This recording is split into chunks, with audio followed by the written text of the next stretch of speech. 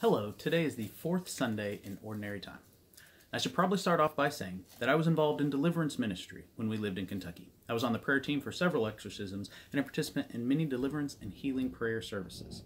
I haven't gotten involved with that ministry here in Rhode Island for a variety of reasons, mostly my own stubbornness and my own avoidance. It's easy not to think about this type of stuff, because while most dioceses have an exorcist, it is not something that's advertised. And deliverance ministry does make you feel crazy sometimes.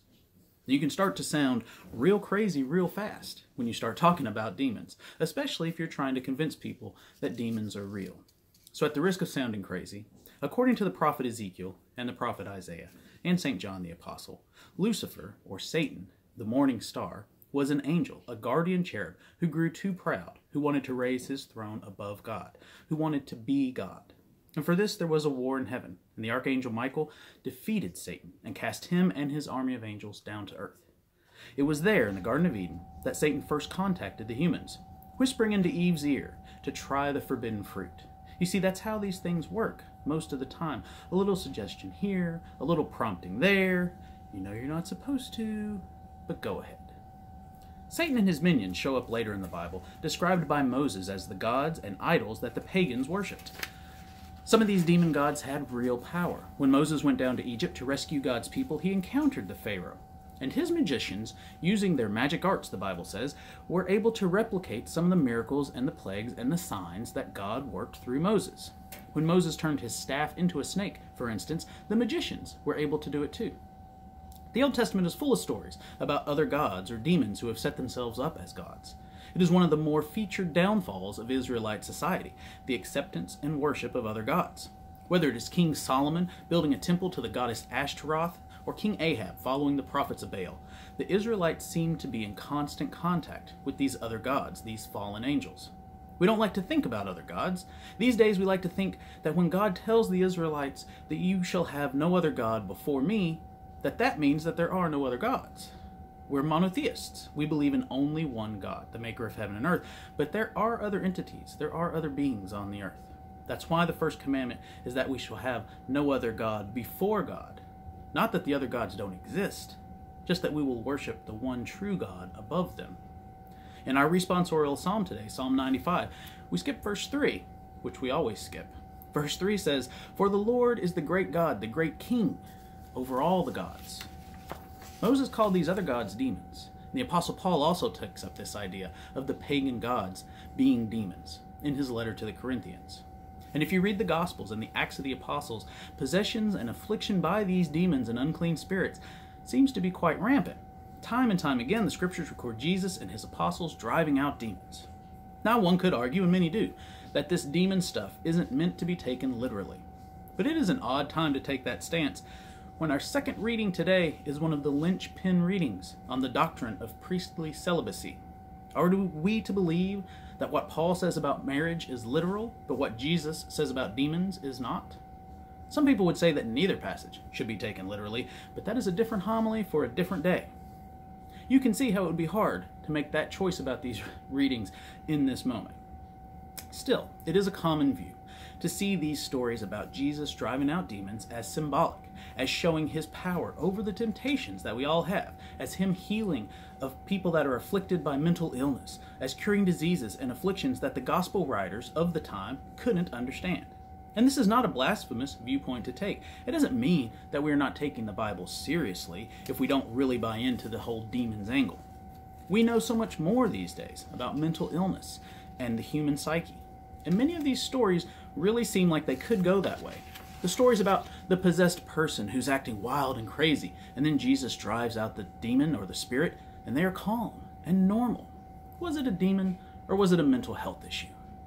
And then there's the story of the old woman with the unclean spirit, and the spirit is making her hunched over.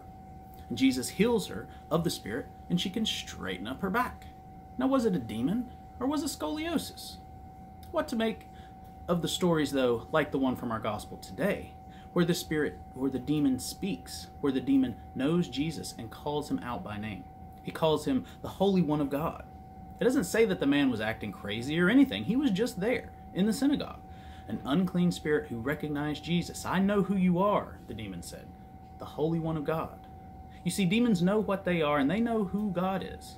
They know they have no power over God or his holy ones. They know they can't hide from God or from his most holy Son, Jesus. Demons know that humans are the only ones they can deceive. Humans are the only ones they can influence. And they still work to influence, preying on our weaknesses, tempting us with empty promises, nudging us to eat the forbidden fruit in our lives. It doesn't mean that we're possessed, like we see in the movies, with the crawling on the ceiling and all the rest of it. The guy that was in the synagogue in our story today with Jesus, he wasn't doing any of those things. In fact, I wonder if everyone else even knew he had a spirit before he called out to Jesus. See, I think many times we don't really notice the supernatural going on around us. We don't notice our guardian angels either, and we definitely don't notice each other's guardian angels. But the man in the story had the unclean spirit, the Bible says, and who knows what trouble it was getting him into.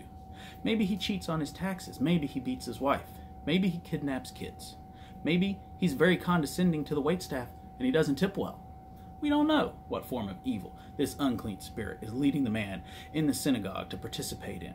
It could be that he talks in the theater, or maybe he sleeps during the homily. There's a lot of different ways that the evil one can lead us astray. It's just not always so dramatic as they make it on TV, when someone was afflicted with a spirit. Full-on possession is rare. You see, when Pope John Paul II decreed that every diocese should have an exorcist on staff, it wasn't because he thought the exorcist would be busy. It's just that he thought the exorcist might occasionally be necessary.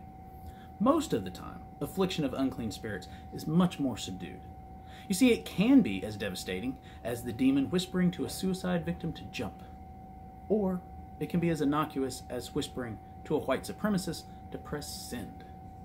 We don't really know who or what is influencing someone's behavior. What we do know is that Jesus has authority over these unclean spirits. That in the gospel today, Jesus released the man from the unclean spirit, and he can release us from any demons attempting to afflict or influence us.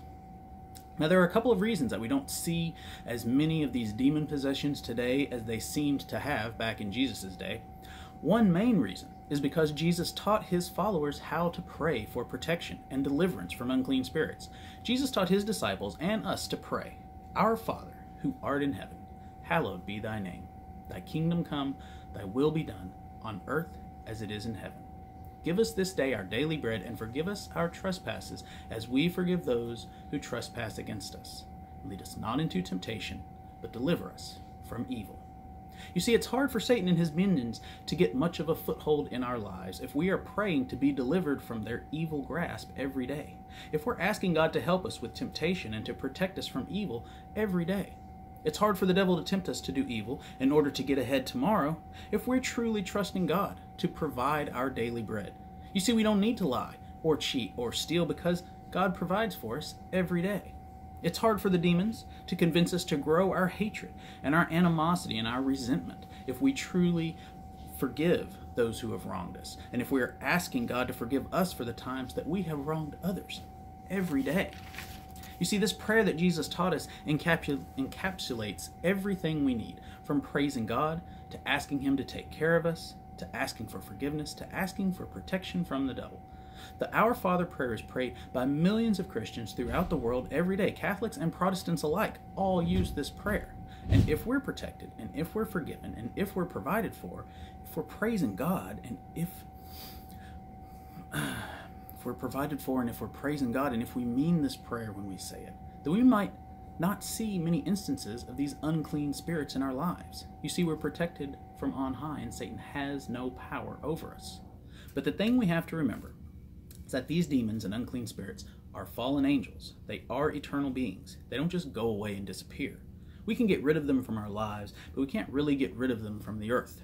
They're still out there, prowling around like a lion, St. Peter says, waiting for us to grow complacent, waiting for us to stop praying. They'll be right there in our ear. Just this one time they'll say, "It's not so bad," they'll say. "It's not really evil. There aren't really demons." You see, the greatest trick the devil ever pulled was convincing the world he didn't exist, convincing us that we don't need to worry about this stuff. And before you know it, you're down at the farmer's market buying an Earth Mother totem from the Wiccan to help your azaleas bloom. And I love all the hippies that we have out here. I really do. Hippies are some of my favorite people.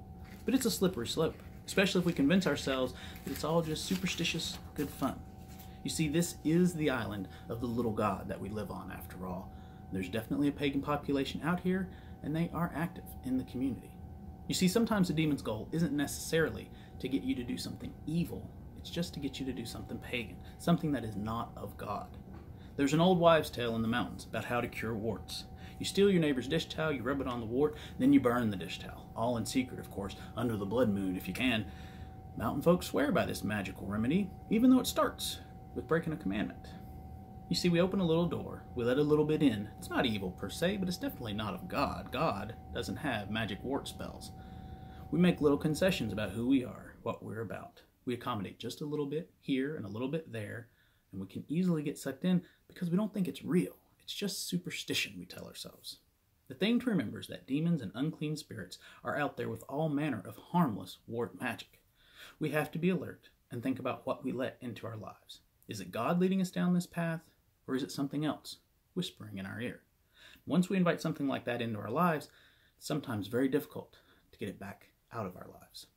Demons are out there, but we as Christians do not need to fear them because our God protects us, our God delivers us. Our God is the great King over all the gods. He is the most powerful God who sent his Son, Jesus, to protect and defend and save us from the assaults of the evil one. And Jesus taught us how to pray. And these prayers do work, because as the people in the synagogue saw, Jesus teaches with authority. He commands even the unclean spirits, and they obey him. So with Jesus on our side, with the power of the prayers that he taught us, Satan and his minions have no power over us. They are real, but really, they are nothing to be afraid of. So may God bless each of us and continue to protect us and deliver us from evil, as Jesus taught us to pray.